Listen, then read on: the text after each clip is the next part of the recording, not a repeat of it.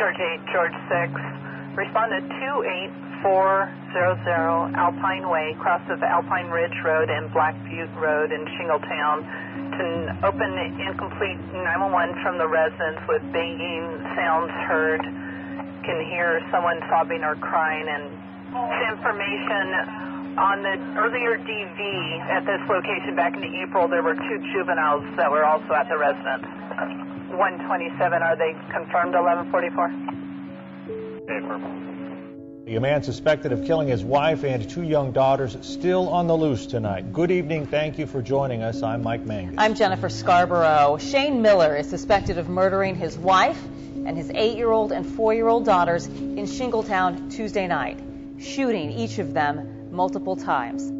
As a mother, and you hear about somebody murdering their children and their wife in such a horrific fashion, and such young children, it is almost unimaginable. You know, it's part of my job to, try and maintain composure and not be too emotional and not get emotionally involved in the stories that I'm telling, but when you have a story like that, it is next to impossible. For the very first time, we're getting a look at Shasta Miller and Shelby Miller, 4 and 8 years old at the time that they were killed. When I see those pictures of those sweet little girls, I just can't imagine. I can't imagine the monster that did this, and I can't imagine what she went through, and I can't imagine that we couldn't help.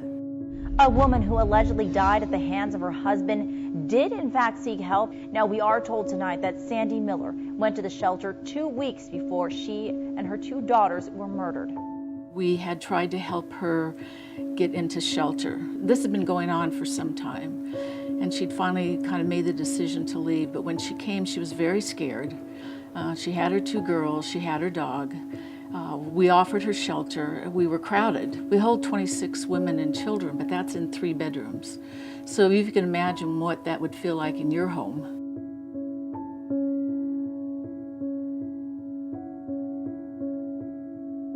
She declined to come in because she needed privacy and quiet, and we can understand that. All the women that come into our shelter need that.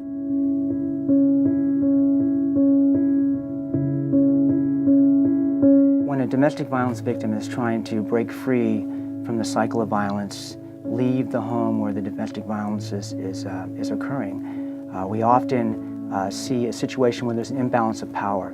And that imbalance of power can occur in many ways, including financially. So it's often that the victim has nowhere to go, no money, no resources, and they're forced to return to the home where the batterer is staying. And that means nothing but trouble for the victim, for the children. So it's important for us in this community to have a place where victims of domestic violence and their children and their pets can go and be safe, and they can have time to escape that cycle of violence when it's most critical.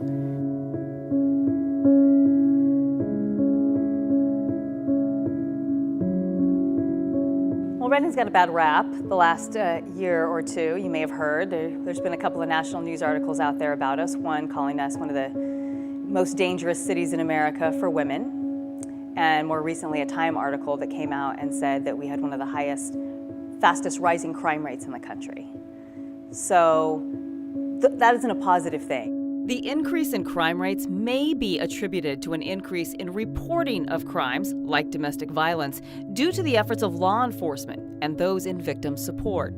Regardless of the reasons for the increases, the fact remains Shasta County has the highest per capita incidences of rape and domestic violence of all counties in California. I was in nursing for 30 years, and the majority of my staff were female because of the nursing profession. And because of that, I was exposed to what happens in the workplace when we have staff who are victims of domestic violence. Victims seek refuge and support services at One Safe Place. It is the only organization in the county that provides shelter and support services for domestic and sexual abuse victims.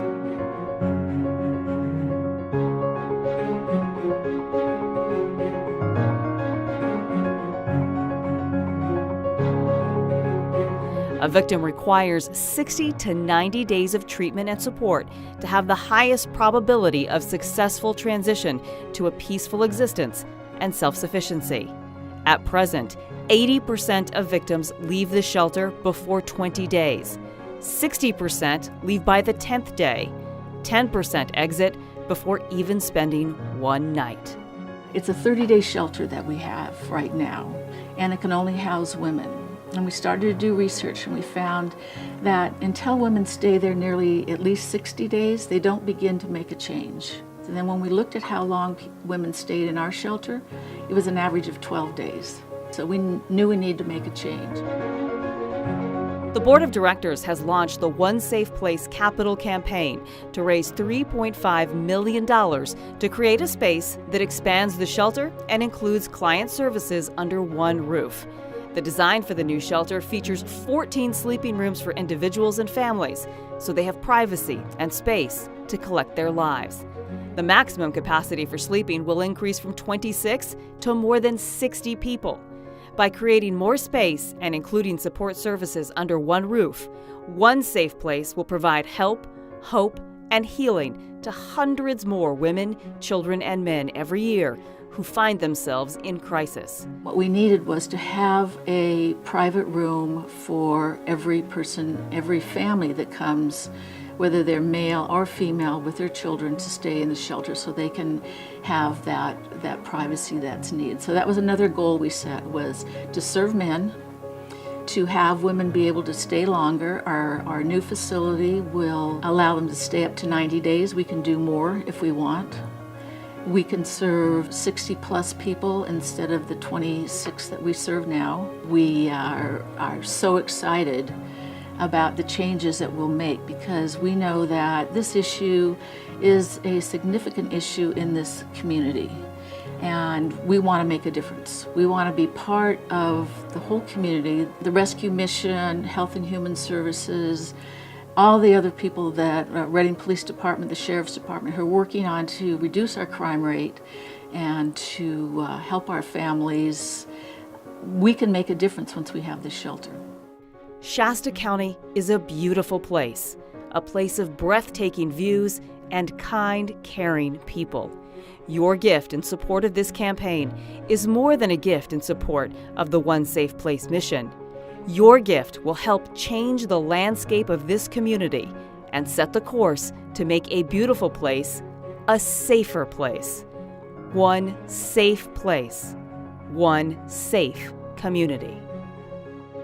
And I really see the idea of building this state-of-the-art shelter as something that can show the rest of the country and the rest of the world what kind of community this really is. That we're not going to let ourselves just be known as the most dangerous city in America for women, or one of the places with the fastest rising crime rate in the country.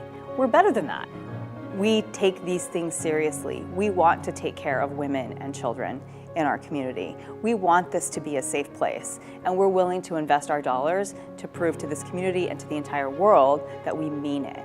It's a chance for us to stand up together. This community is so generous and so giving, and we'll step up to do whatever it needs to be done. That's the foundation Reading is based in. We see something wrong and we make it right. That's what we do.